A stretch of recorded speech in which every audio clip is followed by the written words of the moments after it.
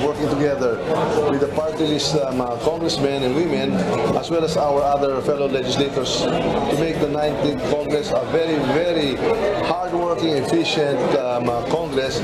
Robin Padilla found himself on top of the senatorial race based on the partial and unofficial vote count. Possibly joining Padilla in the Senate are Loren Legarda, Raffi Tulfo, Win Gatchalian, Chis Escudero, Mark Villar, Alan Peter Cayetano, Mig Zubiri, Joel Villanueva, JV Ejercito, Risa Ontiveros, and Jinggoy Estrada. Several names have been floated for top posts in both chambers of the incoming 19th Congress. The electionist Senator Win Gatchalian says he's also vying for the Senate presidency. According to Gatchalian, Senators Cynthia Villar and Mig Zubiri, as well as Chis Escudero, are also eyeing the Senate leadership. The incoming members of the Senate and the House of Representatives will be dominated by supporters of incoming President Ferdinand Marcos Jr. So in a Congress full of administration allies, how will the opposition and independent lawmakers hold their ground? We discuss in this episode of The Chiefs.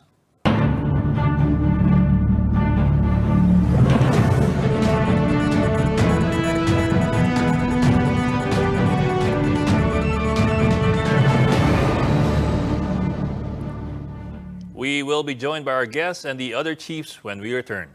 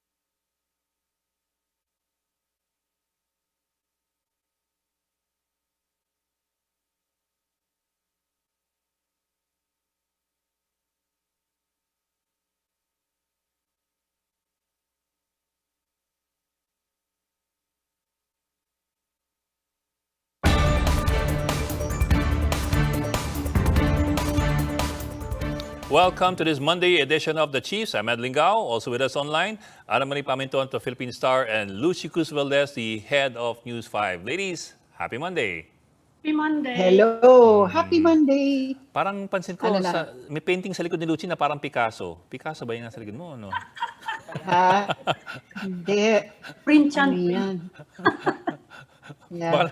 Baka lang sakali. Anyway, Ami, what's our big story today? Eto. Well, maraming pinirmahan si President Duterte today ng mga bagong batas, ano? Yung isa, yung mandating all government agencies na bayad by digital. Yung mga Yes. disbursements.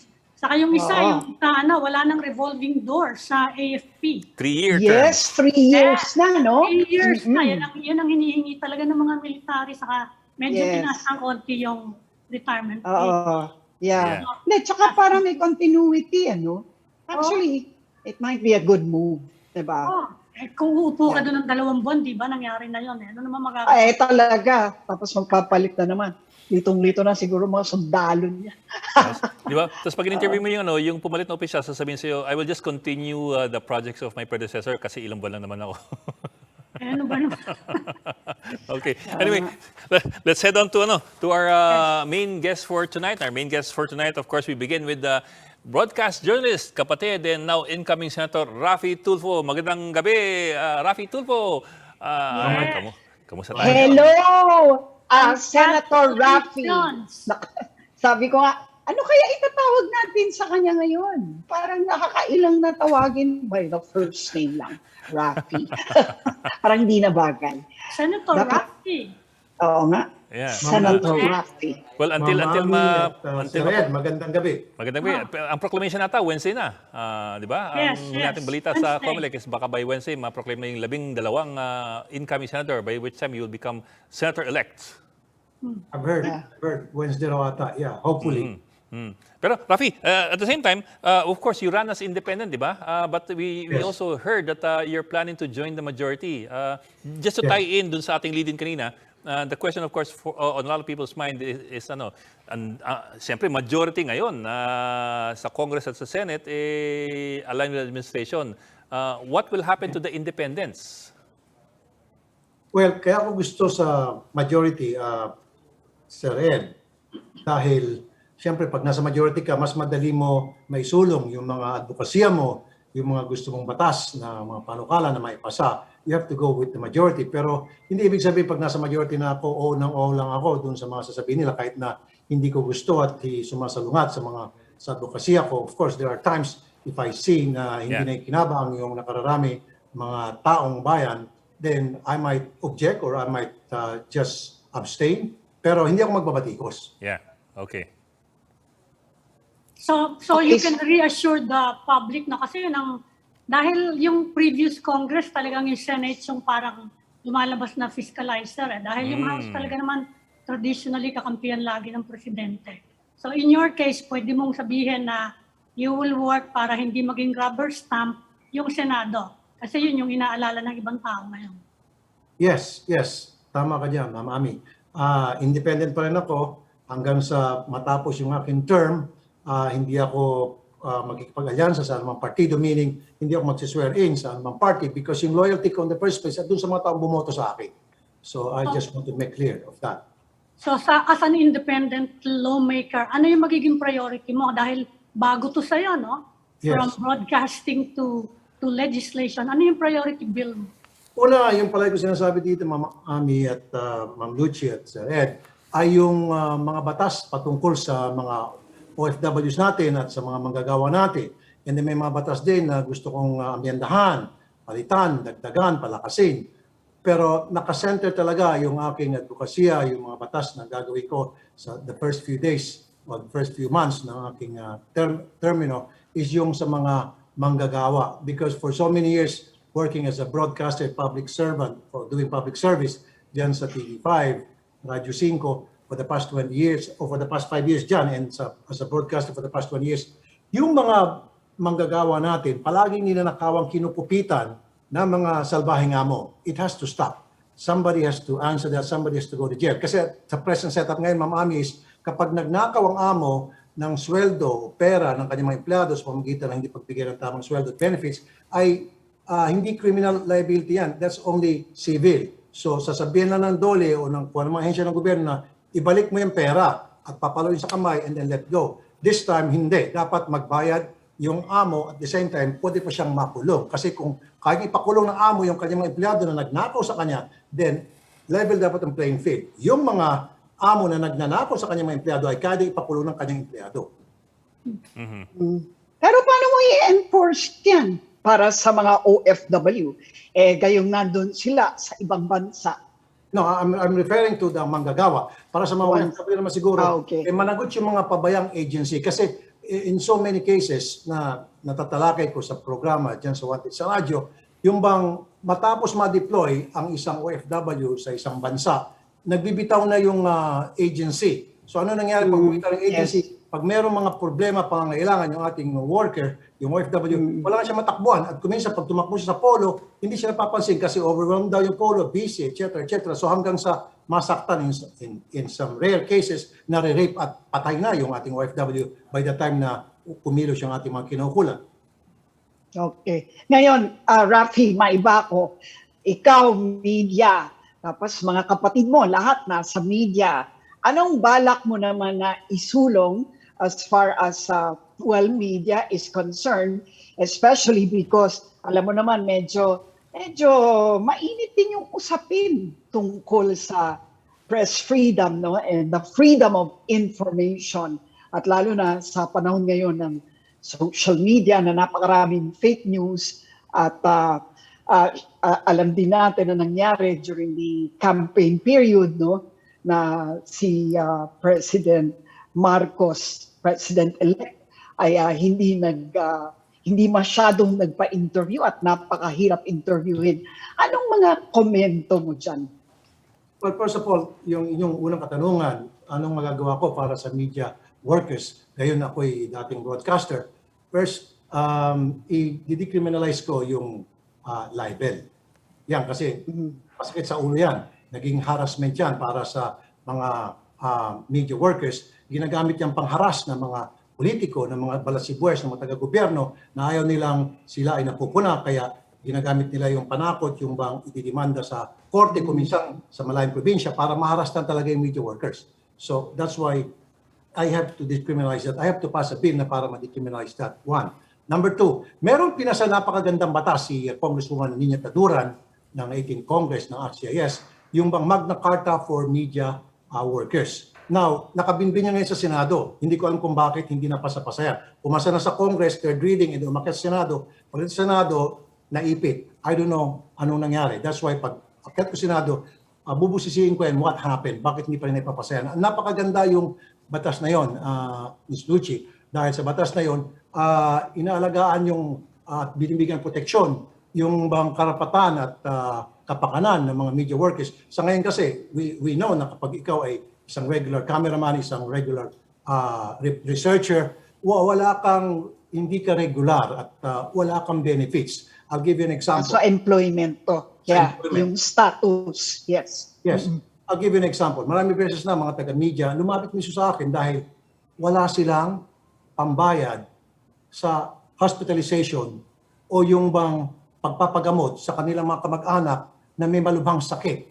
So what happens? Kung halimbawa hindi sila lumapit sa akin, usually what they do, lumalapit sila sa mga politicians, lumalapit sila sa mga taga-gobyerno. So pag tinulungan sila those people, those politicians and people from government, they'll be more than happy to help the media workers because they'll say, okay, taga-media ka, kailangan kita, ito na, magkano bang kailangan ng therapy, magkano bang kailangan hospitalization ni misis, sagutin ko na lahat. Pero may kapalit yan. So kapag halimbawa, natulungan na yung media person na yan, well, then may utang na loob siya doon sa nagtulong sa kanya ng government official o taga-gobyerno. Therefore, magiging bias na yung media worker na yan because indebted na siya doon sa tao na tumulong sa kanya na hindi dapat. Sapagkat meron namang employer na dapat sinasagot lahat ng health benefits, lahat ng hospitalization, insurance, etc. sa kanyang mga empleyadong na nagtatrabaho sa kanyang mga taga-media or media workers as we say it.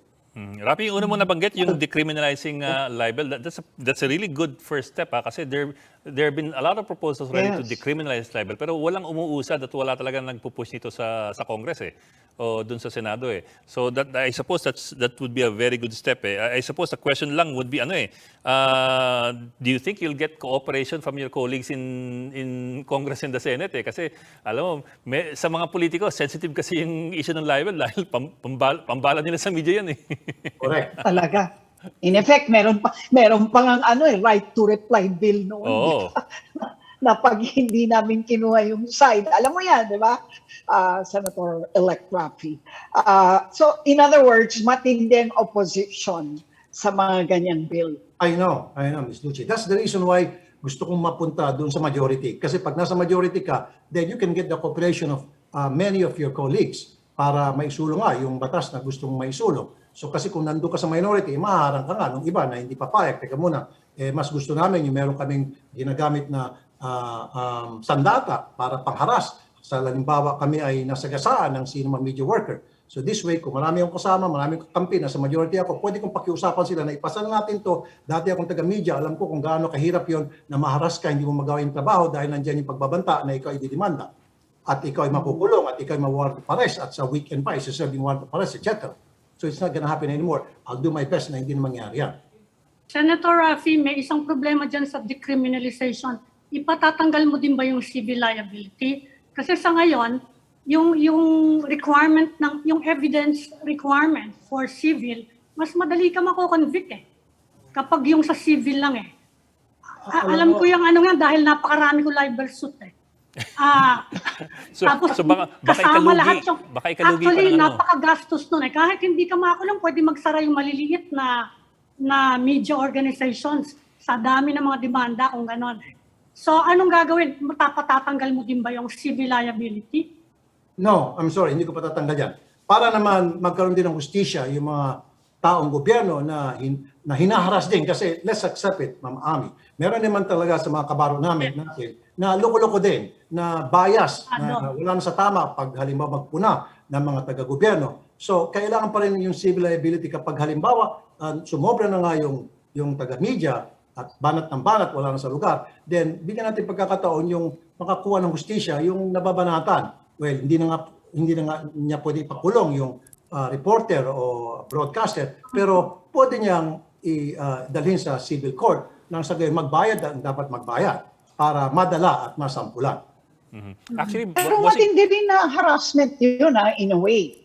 Kasi pag civil, hindi kailangan ng preponderance of evidence, no? I mean, kanti lang, pwede nang sabihin na na-hurt ako or whatever, may malis, kahit wala naman, di ba? Kasi pag criminal, ay yun naman yung upside, di ba? That's the other side of the coin. Patunayan mo with beyond reasonable doubt, di ba? Pag civil, sabihin lang na nasaktan ako, nawalan ako ng negosyo, may mali siya sa chismis. Tapos na, di ba? Tapos papatawang kami ng mga fine na Diyos ko, tapos na ang buhay namin. Tapos na hanap buhay namin. Para rin kami pinatay. Diba? Pero somehow, dapat may parusa pa rin, Ma'am Lucy. Hindi pwede na walang parusa. Kumbaga, ako bilang broadcaster, na ako'y napailan din ng libel in the past, hindi naman pwede na kapag ang isang broadcaster, isang manunulat, gumawa ng something na sobra na laban sa isang taga-gobyerno, he or she will get away with it. Pabayaan na lang natin na, sige, tira lang ng tira. Kasi kung sinasabi nyo na tanggalin na huwag na natin i-decriminalize ng libel and then hindi na rin pwedeng maghabol sa civil court, then ang ibig sabihin, free for all na yan. Lahat ng mga taga-media, pwede nang umupak. Kumbaga, open season na ang lahat ng mga taong gobyerno dahil wala nang barrier o something na para magdalong isip ang isang media man o para maging responsable siya. Pero Senator Raffi, Sa baka kanyang ginagawa panunulat o broadcast. Pero Senator Raffi, baka the root of the problem is yung premise doon sa revised penal code. Yung premise kasi sa libel's revised penal code is that the utterance or publication is presumed to be malicious unless proven otherwise by the accused. In other words, it's unusual in the revised penal code na there is a crime of libel where yung accused, yung akusado, presumido kaagad na malisyoso at kailangan niya patunayan na hindi siya malisyoso para hindi siya makonvict. So, yun nga the premise in the revised penal code is parang the burden is on the reporter to prove innocence rather than the other way around, di ba? That's why you have to show documents or proof na walang malis yung ginawang susulat o yung pagbabatikos o pagpupuna doon sa isang taong gobyerno o kanino man o sa isang tao. You have to prove that. At meron naman tayong mga korte at ako naman ay titiwala sa ating mga piskal, sa ating mga husgado, judges, na they will do what's right doon sa aso na hinahandle nila, especially pertaining to libel. What I mean is in the other crimes kasi the accuser has to prove, has the burden of proof. yung accuser, yung nag-aakusa, kailangan siya magpatunay na siya pinitik o siya binayolate. Sa libel, kabaliktaran eh. Yung reporter kailangan magpatunay na hindi siya malisyoso. So the burden of proof is different, unfortunately, as far as our libel laws are concerned, which is weird eh.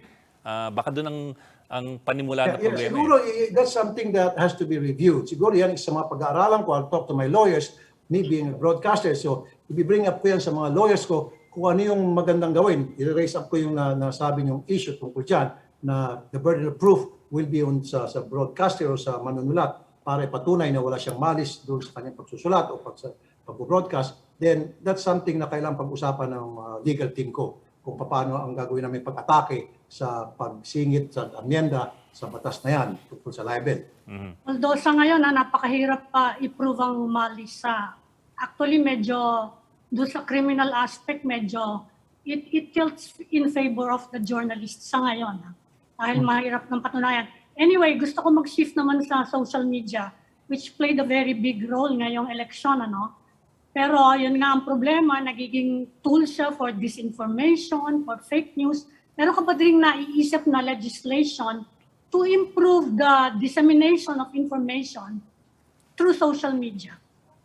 Okay, first of all, kailangan siguro palakasin natin yung ating NBI, Anti-Cybercrime Unit ng NBI, maging ang PNP, and then in coordination with the DICT. Siguro dagdagan ng budget at gagamitan ng NBI at DICT para matukoy yung mga grupo o tao na nagpapakalat ng fake news. Pangalawa, siguro kakausapin natin yung Facebook at YouTube na para this time kapag nag-open ka ng account, kasi tayo lahat legit, when we open account, we identify ourselves, nagpapakita tayo ng mga proof na we are legit, na we are what we say who we are. Unlike yung sa iba, sa ngayon present setup, pwede ka lang dyan gamit ng kung ano ng pangalan at ilagay mo yung imbis na picture mo, ilagay mo yung picture ng pusa, aso, tinatanggap na. That has something to be addressed na siguro pwede natin ilapit yan sa YouTube, sa Facebook, sa Google. Isa yan para maiwasan na yung pagpapakalat ng mga fake news social media. And then doon naman siguro sa cellphone, siguro lahat ng mga SIM card has to be registered para nang sa hindi na pwede magamit sa pang-scam at panloloko. Ni-reject nga yan binito ni President Duterte yung batas na yan, di ba? Okay. Well then, let's try it again. Give it another chance. Okay. Siguro the new administration might say, hey, on second thoughts, mukhang maganda ata ito. Yung sinasuggest mo, Raffi Tulfo, sige, isulong natin to kasi ayaw na nga natin yung batas natin, nagkakawatak-watak, unity. Diba? Dahil dito sa pagpapakalat ng fake news at kung ano pang panluloko sa social media, sa cellphone, let's do something different now. Okay, we were talking Anong about... balak mo, Raffi, sige. ngayon, pag naging senador ka? Ang lakas-lakas nung wanted mo at napakarami mong natulungan doon, no? Yan lagi ang tanong mo sa amin ngayon magpapatuloy daw ba si Raffi Tulfo sa wanted?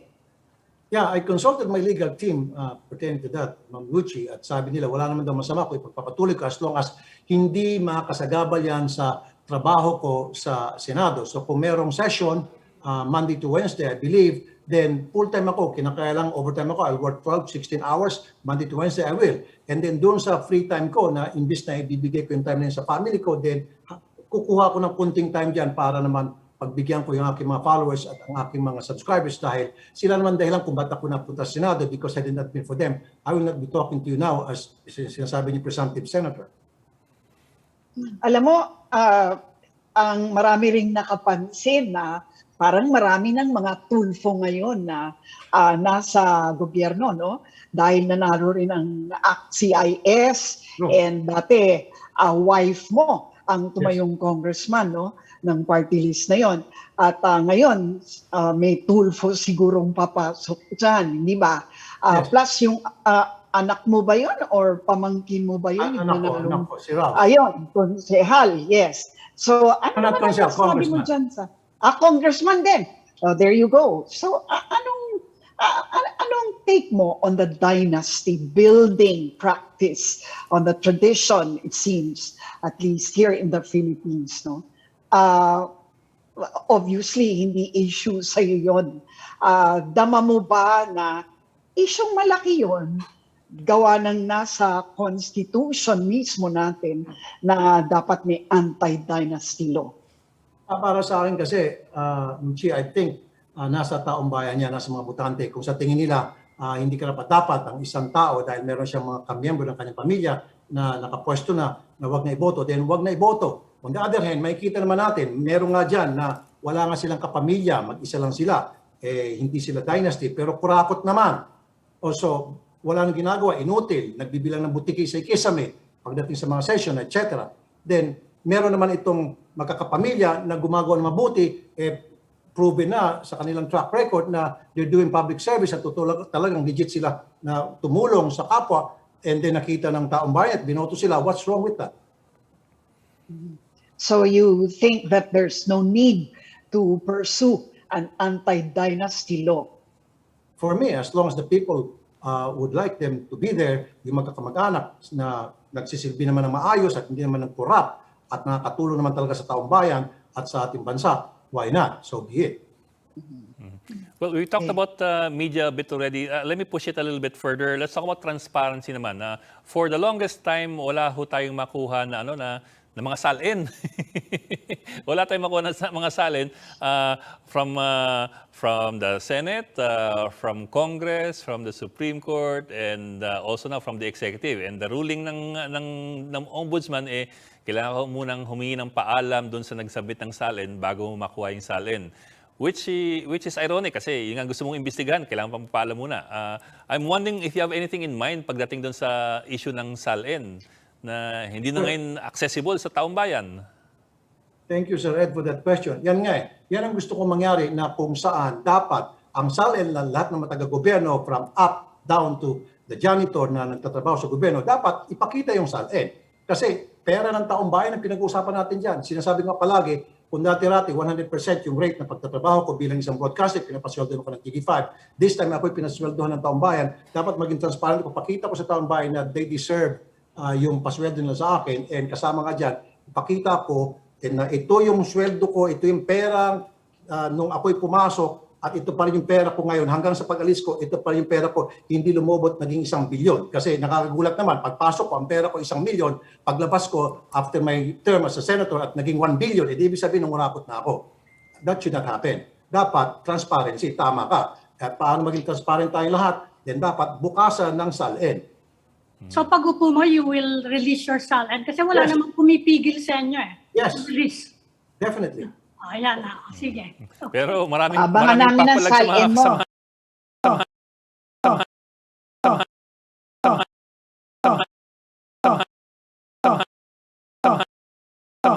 mo. Yeah. Okay. Yeah. Yes. Okay na. Sige. Okay. Ed. Okay, teka, may email lang ba tayo may konti pa tayong oras. Let's talk about ABS-CBN naman. Let's talk about ABS-CBN na shutdown in 2020. Moving forward, in one interview, you were quoted as saying na baka may pag-asa pa na mabigyan ng pagkakataon ng ABS-CBN. Can you elaborate what you have in mind? Wala ako sinabi baka may pag-asa pa. Sabi ko, kung ako tatanungin, very consistent ako from day one, hindi ako sang-ayon sa pagpapasa ng ABS-CBN. Kung meron man naging kasalanan ng ABS-CBN at meron niyang utang, dapat pabayaran yung utang, multahan kung magkano may multa, kung kinakailangan parusahan yung mga nasa itaas, yung mga may-ari ng network. Pero sana hindi madamay yung mga empleyado. Sana yung mga empleyado na walang trabaho, i-consider yung bago gumawa ng anong desisyon ang ating mga taga-kongreso, ating mga taga-gobyerno. On the other hand, sabi ko, kapag halimbawa nagkaroon ng botohan ulit dito sa 19th Congress, the possibility kapag nag-apply yung ABS-CBN ng new franchise, na sana pag-aralan at tingnan kung kinakailangan aprubahan, then aprubahan natin. Well, hindi na yata kailangan ng ABS-CBN yung franchise, nakuha na eh. And anyway, iba na yung business model nila eh. Kaya ako, Pero may mga proposal ngayon na alisin daw sa Congress yung power to grant franchises. Kung may magpa-file nung ganung bill, susuportahan mo ba yan? Ibigay na lang sa separate office, independent office like the NTC, for example. Parang sa US, yung FCC. Wala sa Kongreso yung Federal franchise. Communications Commission. That is something na kailangan pag-aralan ko rin. Ayan yung kukonsultahin ko sa aking legal team. Kasi ang dilema dyan ngayon, siyempre, yung mga mababatas, for a long, long time, Ano yun silang may say tungkol dyan, and then bigla mo alisin all of a sudden, of course maraming papalag dyan. So dapat merong kumbaga pag-aaral mo ng gagawin na para hindi naman papapasama tayo doon sa mga congressman, at the same time maging okay naman para sa mga mag-apply ng franchise. Sa interview mo sa Rappler, parang pinagtanggol mo rin ang naging aksyon ng presumptive president na hindi magpa-interview, na piliin kung sino lang ang magpapa-interview siya at kung saan, no? Elaborate mo ba, sa tingin mo po ba, was this a fair decision? And is this something that you see him doing as president? Napipiliin niya lang ang mga network o mga platforms na lalabasan niya for an interview? Okay, Ma'am Lucia, ako bilang isang broadcaster na marunong ako magbatikos, pero marunong din ako pumuri. Pag nakita ko merong good side yung isang tao, pinupuri ko o tinatalakay ko yan, pinapakita ko na, hey, kung merong bad side to, ito yung good side din ng tao, ito yung nagawa niyang kabutihan, or I can go in the middle. Kasi kahit na ako, hindi si BBM, kung ako'y naging senador na, okay, and then merong isang TV network o radio station o dyaryo, walang ginawa day in and day out, banatan ako ng banatan, upakan ako ng upakan, sinisilip ako sa microscope lahat ng ginagawa ko, at hindi tinatalakay yung mga nagawa kong kabutihan, why would I talk to that media outlet? Of course not. I'm not gonna talk to them. I'm gonna talk to somebody sa isang media outlet na nabibigyan ako ng fair chance na masabi ko yung mga programa ko, nasabi ko na nasagot ko na maayos yung kabalian ko, na hindi ako dinidictate. Diba?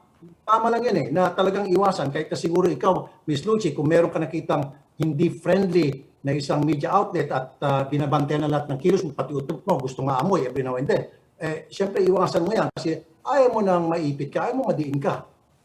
Well, kasi pribadong tao ako, no? Pero when you're running for public office, and in fact, you're a public official, medyo iba yung equation, di ba, Raffi? I mean, iba yun. Sa tingin mo ba, tama bang gawin na magpapa-interview lamang ang Pangulo ng Pilipinas sa mga gusto niya or sa mga, at diba, kumbaga mamimili siya. And that's his perception that may not necessarily be true. Okay, but that media outlet o kung sino man yung media na gusto mag-interview sa isang government official, they have to prove first na patas sila, na dapat titimbangin nila kung ano yung in-interview nila, yun na talaga ang tatalakayin, at sana ipakita din nilang both sides of the coins, hindi yung puro sa bad side lang and then yung bad side elaborate, palalakihin, ISS hanggang sa lalabas na napakamasama na yung taong in-interview nila dahil pinag-initan nila in the first place. Sana kung parang ginagawa ko dyan sa TV5, pag meron akong binatikos na tao dahil meron siyang ginawang kamalian, dahil siya nireklamo, and then later on, pag nakita ko meron siya kabutihan at binago niya yung kanyang ugali, then pinupuri ko rin, marunong din ko pumuri. Hindi yung puro banat ng banat na lang. At kapag dyan ako, nung nasa ako dyan sa radyo, kapag nakita ko yung isang government official na meron mang ginawang kabutihan at nabatikos ko, marunong din ako pumuri, hindi yung puro na lang banat. Kasi kung puro banat na lang at wala, hindi mo nakikita yung good side ng isang tao, di bias nga ang tawag. Kaya nga nausot sa social media, sinasabing bias media. Unfortunately, masakit pakinggan yan. I'll give you a story, Luchi. I remember, nung ako'y, I think, grade 4, and then my Kuya Joseph, na nasa abroad na was grade 5, papunta kami ng Central Elementary School in Zamboanga City. Pag napapadaan kami sa isang bahay na pag-aaral ng sundalo, meron dong aso na halos tahol ng tahol, parang gusto na kaming kagatin pag napapadaan kami. Pati napapadaan ibang tao, tumatahol. Anong ginawa namin? Kasi walang ginawa kundi puro tahol, parang gusto kaming kagatin. Di lumipat kami ng daan, pumunta kami doon sa isang daan, may bahay din, may mga aso din doon na tumatahol pero hindi naman gigil na gigil. Doon na kami nagdaan. Walang dumadaan dito sa isang bahay na kung saan yung aso gigil na gigil, halos gusto na makawala sa kadena para magagat. Diba? So ganun din yung example ko na why would you go to a place or to a media outlet na alam mo didiinin ka, alam mo titirahin ka, alam mo na kahit na anong sasabihin mo, mamasamain pa rin is gagawin ka ng istorya para madiin ka talaga, para ma-achieve yung kanilang gusto, which is pahiyain yung kanilang ini-interview. Well, Raffi, I suppose to Luchi's point, I suppose the point of getting an interview is to get the side of a person. So, kung hindi rin makuha yung side niya, magmumukha lalong bias. Yeah, I know. Kasi kamo niyan yes, we will interview you. And then, pag na-interview na, yun na agad, babanatan agad. Yung mga gusto nila mangyari, yung mga leading questions, ibabato na sa iyo hanggang sa maipit yung tao. Yun eh. Nangyari sa akin yan eh. Let's say, dun sa Rappler. I'm not saying Rappler is biased. Kasi I was thinking, nung in-interview ako sa Rappler, I thought they will interview me about my candidacy, about me being a senator, ano yung mga batas na ipapasa ko, anong klaseng maging senador ako. Ang nangyari, inipit ako para gusto nila maipit ko si BBM eh. And I'm not gonna be part of that kind of scheme. I'm sorry. Kasi I was thinking, when I was interviewed, I was thinking na it's about me, it's about my candidacy. O ano yung mga plano ko pag ako ay naging senador. Hindi, puro kay Ferdinand Marcos Jr. eh. O, di ba? Eh kung talagang, umaga matagal na pinag-iinitan itong tao, so hindi nila makuha-kuha yung tao, then inilipat nila sa akin. And then nung hindi nila nakuha yung sagot na gusto ko, pati ako iniipit. So what do you call that? Well, we cannot touch that because we really didn't actually see the interview as it went along. Yeah, but having said that, you know na, kasi pati ako iniipit eh, kasi hindi nila maipit yung tao dahil hindi nagpapa-interview sa kanila. So ibinaling sa akin, pati ako iniipit, pati ako dinidiin. Now, which is not right. Siguro naman, Ms. Duce, ikaw, napapansin ko, ikaw bilang paminsan-minsan, nagte-text ka sa amin, sa mga anchor, hoy, you have to be fair. Hoy, mali yan. Hoy, ganito dapat yan. Diba? Nung bago-bago pa ako dyan, you text me, you text other anchors, pag nakita mo na sumusobra na, pag hindi na tama, mali na, you do that. Diba? Yan yung fair media. Diba? O yan narinig nyo fair ako. Joke. Okay. Diba yung text me pag, Raffi, mukhang medyo out of line na yan. Medyo off na yan. Yung mga Nagsiself-regulate. Okay. Kaya nga, pero because you want it to be fair. Ayaw mo yung puro banat. Gusto mo kasi marinig yung both sides of the story. Diba? Yun yung purpose mo bilang isang Vice President ng News and Public Affairs. Diba? Ayaw mo yung puro na lang negative side dun sa interview. Ayaw mo yung madidiktik. Diba? Well, okay, I understand what you're saying, but we will just. So, do you think that moving forward, hindi magbabago yung kalagayan ng press ngayon? Because I also heard you say that you think there is freedom of information. There is no, favoritism or persecution or pag-ietsapuera. So you think that the media situation now is that we're just fine? Yeah, para sa akin, Ms. Duce, okay lang. Kita mo, kung pinapakinggan mo yung programa ko sa radyo, ilan ng government official ang akin binanatan? Si DOH Secretary, palagi ko binabanata niya. Walang nangyari sa akin, walang sasabing bawal yan, mali yan. Yung FDA, binabanata ko. Ilang beses na ako nagbanat dyan ng mga taga-gobyerno na hindi gumagawa ng tama, and walang gumagalaw sa akin. Walang sumisita, walang nagbabanta, etc. So that's kaya nga okay. Yeah, that's valid. Yun na nga, do you think that climate will continue? Yes, malusog, buhay na buhay yung freedom of the press. Pero kung halimbawa, merong yung mga media natin, wala nang ginawa day in and day out, kung maghanap ng butas, kamalian ng isang taong gobyerno, doon sila nakafocus, puro negative side na lang, wala nang good story, puro bad story. Di ba nakaka-stress yan? Di ba? Sometimes we need a break. We need good news. Hindi yung puro bad news na lang. Mm-hmm. Well, Senator Raffi, I understand where you're coming from. Actually, I do understand where you're coming from. I think lang the point is, number one, you're Raffi Tulfo. You're not every journal. You're not every man with a byline lang. You're Raffi Tulfo, and that makes a big difference. Diba? Iba yung ikaw eh. Alam mo naman yun eh. So malaking bagay na ikaw yan. And number two, I suppose then, yes, there are media organizations that are very critical or highly critical, but that's also part of the job eh. So long as you tell the truth, and that's it. As long as dapat maging patas, sinasabi yung negative side at positive side. Hindi puro negative na. Kasi kung puro negative, hindi puro bad news. Kung minsan nakaka-stress na, nakaka-depress na para sa lahat. Puro bad news na narinig. Dapat meron din konting good news. Yun yung fair media. Yung binabalanse, pareho ang ipinapakita. Hindi yung puro na lang dito sa kaliwa. Wala rin sa kanan. Wala rin sa center. Okay. Okay. Ano, may pabol pa? Yun na. Okay, maraming salamat. Thank you for joining us, incoming Senator Raffi Tulfo. So stay with us. The Thank Chiefs will be right you. back. Thank you. Sir Ed, Ma'am Thanks, Lucy. Rafi.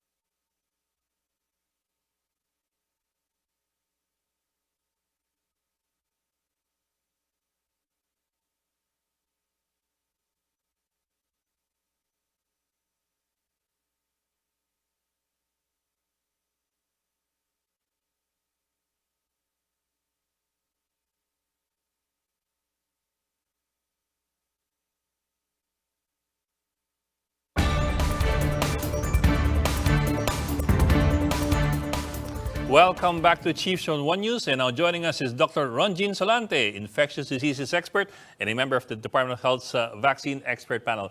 Dr. Ronjin, maraming salamat for joining us tonight. At always good to see you, and you always bring good news, di ba?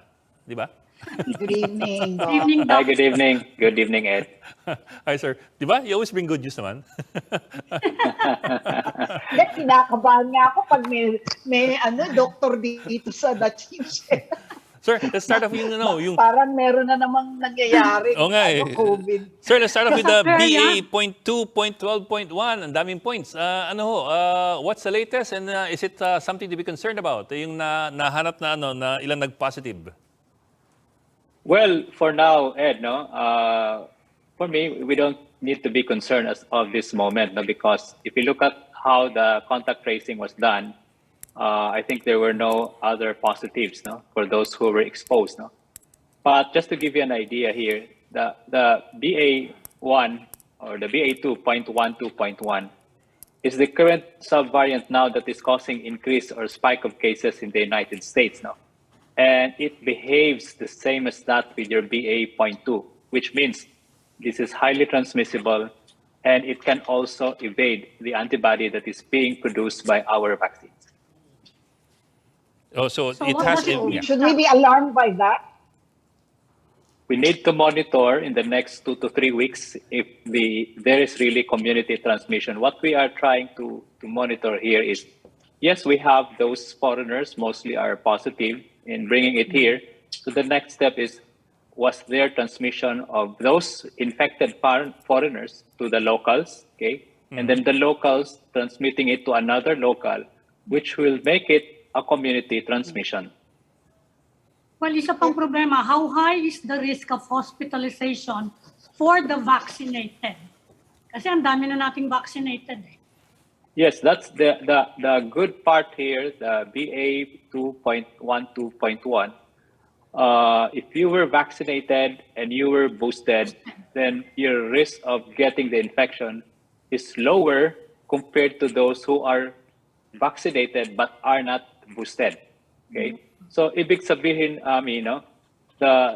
you need the third dose for you to have a better protection against these subvariants.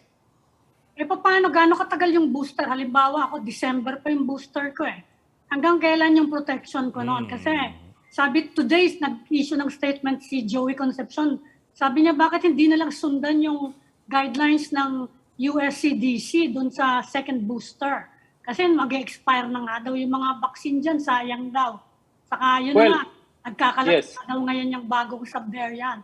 Yeah, precisely. You're correct, because the VEP was the one who really recommended for the second booster for the immunocompromised, for the 60 years old and above, and the healthcare workers, no? And so far, the Department of Health has only approved the immunocompromised, no? So pending yung 60 years old and above, and those healthcare workers. So okay lang sa inyo yung USCDC guidelines, i-adapt na lang para daw mabilis. Well, there's logic on that, no?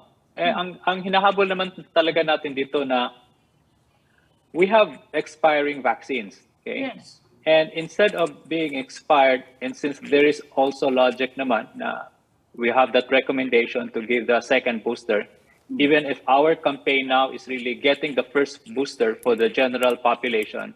Yeah, And I hope the government, the Department of Health, will take a look on that matter. Yes, sir. Pero sir, I think you're talking about I think, sir, you're talking about yung booster, second booster shots for the immunocompromised pa rin eh. Yes. I think Ami's point is paano yung mga general population who may want to get ready their second booster, if only because wala nang ibang gustong kumuha. Parang, di ba? Sayang naman eh. Kumuha kagad. Okay, yeah. So ganito ang nakikita ko dito ngayon, no? With the first booster, I think that's our goal because the uptake of the first booster is still very low. Let's say Yes, like sir. 14 million, no? And Yes, we need sir. to It's give barely around moving. 50 million for the booster. So I think that's what we want to focus now instead of focusing on the second booster. Uptake of the second booster will only benefit for those who really are vulnerable population because the immunocompromised. Kasi alam natin yan, maski may first booster yan sila, it's still not enough with this mga sub-variant, no?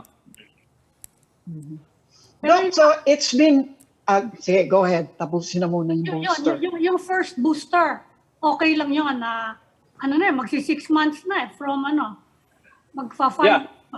Okay pa rin yun. Yes, it's still protective, especially against severe, no? So let's take it this way, no? The subvariants are really they escape the antibody response against the vaccination. Yes. But with our immune response to the vaccine, there's this another pathway that it is still a very good vaccine that it can prevent severe disease, no? So, kumbaga, marami tayong magkasipon, magka-sore throat, but only less people will be going to the hospital. And these are the vulnerable population. So, in a way, you protect the healthcare system because you are prioritizing the vulnerable population to be given the second booster to prevent death or to prevent hospitalization. The general public, the 18 years old, they have their immune system, given the first booster, they have protection, and at the same time, when they are vulnerable, they still can get the infection, but only very mild. Pero yung mga hindi nagpa-booster, ibig sabihin, yun, pwedeng grumabi yun? Pwede yun, Lucy, no? Because if you look at those foreigners who were infected, no, and all of them recovered, majority of them already had been vaccinated, no? So I think that's something na bakunado ka, mahawaan ka, hindi ka mag-develop ng severe infection because you were given the vaccine and a booster. So that means that if the uptake for the booster is low, you're saying virtually that those of us who have not had the booster, hala, sinama ko, binisto ko na sarili ko, are now actually numbered among the really most vulnerable again. Yes, Is that yes, it? because It's like we don't have any protection. it's less than 50%. It's less than 50%. If you look at the data, your protection against this this Omicron variant, even the subvariant, is less than 50% if you only get the primary vaccine series, no? But your chance of getting the severe infection is still there, even up to 6 months from the last time you got the primary vaccine series. But it's important for us to get the booster because we don't know how the cases will be in the next 3 to 4 weeks, no? Ang nakikita ko dito, marami pa rin nagpa-positive ngayon, although it's less than 200. But with waning immunity, hahabulin natin yung wall of immunity na hindi tataas ang mga kaso, no? And that's the more important part here of really how to mitigate with this Omicron subvariant. Yes, sir. Sir, yun nga, sir, yung hahabulin eh. Paano natin mahahabol? Kasi bagal pa rin ng ang bagal ng booster rate natin eh. Not for any fault of DOH, pero di ba, ang mga tao ang hirap kumbinsin na mukhang naging kampante na, kumbaga. Yeah, that's the problem, Ed, no? Because ginawa na ng DOH. In fact, may mga na tayo ngayon sa barangay health level na ang target ngayon na magbahay-bahay na ibibigay ang booster para lang ma-convince ang mga tao. So, pag hindi pa rin mangyayari yan, kung wala pa rin, hindi na natin alam kung anong mangyayari natin in the next few weeks. What about the elderly, yung mga octogenarian? Medyo matanda na yun eh. Hindi ba dapat na i-priority na rin sila for second boosters? Yeah, correct. I mean, no, that's what we recommended sa vaccine expert panel. No? The 60 years old and above should be getting the second booster for them to have an added protection, especially with this mga bagong subvariant of the Omicron. No? We're still in that Omicron period, ha? Napakatagal nitong Omicron period because the problem with this Omicron, nanganganak to the point na merong BA2.12 na tumataas ngayon sa US, meron ka ring B4 and B5, no, na causing increased cases ngayon sa South Africa, including India, no, and we are not exempted with that, no. Anytime it can really be here with us. Pero hindi ba dapat isabay dun sa immune compromised yung mas matatanda? Yun na nga, yung mga 80 people in their 80s or 90s, hindi ba dapat isabay din sila? Kahit wala naman silang, hindi masyadong, wala namang grabing sakit. Yes, kasama din yan, Ami, 60 years old and above, no? Because we cannot afford a 60-year-old, a 70-year-old getting the infection tapos hindi mo alam kung anong mangyayari. They may be mild initially, but they can progress to a severe infection. No, I'm asking kasi ngayon naka-priority sa inyo yung immune compromised lang eh. Yes, pero because hindi pa kasabay yung seniors. Hindi pa kasabay yung seniors eh. Hindi ba dapat isabay yung medyo senior, yun na nga, yung 80 years old and 90 years old, unahin sila? Oh, ang ginawa natin, Ami, 60 and above. So anybody that is 60 and above, dapat, na yun, kasama yun. Ngayon? So seniors and immunocompromised. Yes, at saka Lucy, yung healthcare workers, no? Kasi alam natin, ang healthcare workers will also be a higher risk. Constant exposure, yes. Yes. Akala ko kasi hindi pa kasama yung seniors. Pwede ka na pumila. I mean, so it's been a week since the super spreader event, the elections. And how does the situation look? Does it look like kasi naririnig ko nga mga tao, parang wala naman okay naman tayo. Wala namang report ng mga surge. I mean, we still have a good immunity, no, at the population level, no. Ang nakita ko dito, most likely, the January surge ng BA2 could have been giving us a hybrid type of immunity. You have a Okay. natural immunity, antibody because of the vaccine. infection, and the vaccine. So kung hindi ka naka-booster tapos primary vaccine series ka lang, but you don't know, I think a lot of us, especially NCR, no? Talagang sa tingin ko, talagang meron tayong mataas ang exposure noon. And I think that's why our cases are not yet very high because we still have that immunity because of that surge. Sir, ako pasingit lang sir last kasi it's been going to 7 months since Omicron surfaced in South Africa and we haven't heard of any new variant yet, puro sub-variants lang. Mukha bang that's it na? At least for variants are concerned or may possibility pang may bagong variant? Ano ba susunod sa alphabet ng mga Greco? Oh, Tau, yung Tau. I think this will not be the end, no? And as long as because the current in observation now that this COVID-19 has the ability to mutate, okay? It's still possible it can mutate. We don't know what's the next variant of concern, when and how it will be behaving. Will it be more transmissible? Will it be more virulent like the Delta? We don't know that, no? So what we can control is what we want to happen now, and that is giving the booster and continue with the mask mandate. Okay. Maraming salamat. Dr. Ronjin Salante, always a pleasure to have you with us. I don't know if you gave us good news or not. Siguro good news na rin siya. Thank you. We will take that good along with the bad. Thank you, Doc. Ingat, Doc. Thank you. Ingat parati. That'll be all for this edition of The Chiefs. We hope what is discussed here will keep the conversation going. Before we go, reminder to our viewers, mask on, wash hands, and stay safe, Philippines. I'm Ed Lingao.